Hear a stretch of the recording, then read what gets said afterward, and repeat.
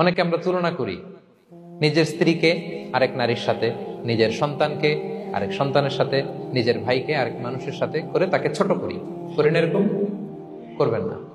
অনেকে দেখবেন ছেলে মেয়ে একটু ভালো পড়াশোনা করে নেই, বলে যে কি করলি তুই, ওই দেখ পাশের বাড়ির ওই ছেলে A+ পাইছে, যা তার পা ধোয়া পানি খা।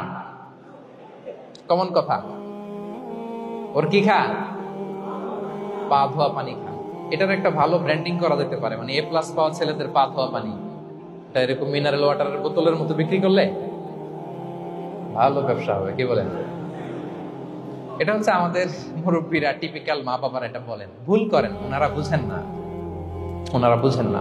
কখনো কম্পেয়ার করবেন, এটা করে আপনার ছেলের মনোবল আপনি আগেই ভেঙে দিচ্ছেন, ঠিক কিনা? আপনি দায়ী আপনার ছেলে কিছু না পারার কারণে। আপনি সাহস দেন নিজে, পাশে থাকেন নিজে। A+ যারা পাইছে পা ধোয়া পানি খেতে বলছেন যে, এই জন্য ওকে, ওই ছেলেকে আল্লাহ A+ পাওয়ার জন্য বানাইছে, আল্লাহ ওকে ওই মেধা দিচ্ছে, কিন্তু আপনার ছেলেরা আবার আল্লাহ তাআলা অন্যদিকে মেধা বাড়াইছে। সে ওইটা পারবে, ওইটা ওই A+ ওয়ালা জীবনও পারবে না, ঠিক কিনা বলেন? আপনার ছেলে যেটা পারবে 10টা A+ হোল্ডার ওটা পারবে না, কারণ প্রত্যেককে আল্লাহ আলাদা আলাদা ফিচার দিয়ে, কোয়ালিটি দিয়ে, ইউনিকনেস দিয়ে পয়দা করেছে।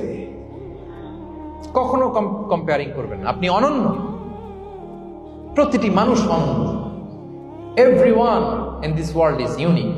প্রত্যেককে আল্লাহ অনন্য করে বানিয়েছেন। আপনার তুলনা আপনি নিজেই, আপনার তুলনা হয় না, আপনি জানেন না আপনার মধ্যে যে পটেনশিয়াল, যে কারিশমা, এটা আপনি বের করে আনতে পারেন না। ওই যে ওগুলো বলছে পা ধোয়া পানি খা, লেখাপড়া করলি না, কিচ্ছু করলি না, কিন্তু আপনি দেখা যাবে অনেক বড় ব্যবসায়ী হবে, আপনি অনেক বড় দানবীর হবেন, will B a great contributor two society. এরকম আছে না?